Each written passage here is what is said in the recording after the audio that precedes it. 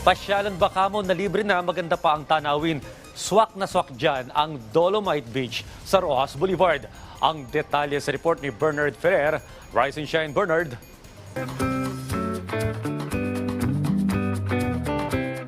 Hindi na nga kailangang lumayo para magkaroon ng beach experience dahil sa Manila Baywalk lang, libre mo na itong mararanasan.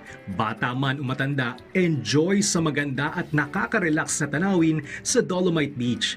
Picture perfect ito para sa mga gustong mag-selfie o groovy. Family bonding din ito para sa ilang pamilya na naging abala sa isang linggong trabaho. Naano ko sa sarili ko, sabi ko, ay, pwede pala mangyaring ganito dito. Kasi, di ba dati puro basura, makikita mo ko ang baho-baho. Ngayon po parang ang umokay na po siya. Approved din sa mga chikiting ang Dolomite Beach. Masaya naman po. Okay, bakit masaya? Kasi ang ganda ng po ng matinaw. Dito rin piniling mag-field trip ng mga estudyante ng Tansan National Comprehensive High School sa Cavite. Dati po, di ba, marami po siyang basura. So, ngayon po, parang nag-improve na po siya. So, makikita naman po natin, medyo nag-improve na nga po siya.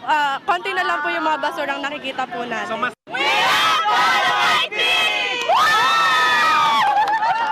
Nag-iikot din ng mga security guard para paalalahanan ang mga namamasya sa kanilang mga ipinatutupad na panuntunan.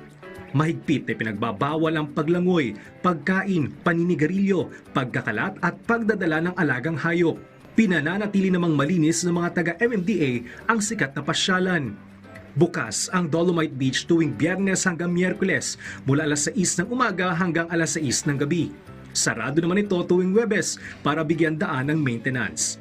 Sa labas naman ng beach nakahilera ang mga nagtitinda ng mga paboritong pagkain at pamatid uhaw ng mga Pinoy. Bernard Ferrer para sa Bayan.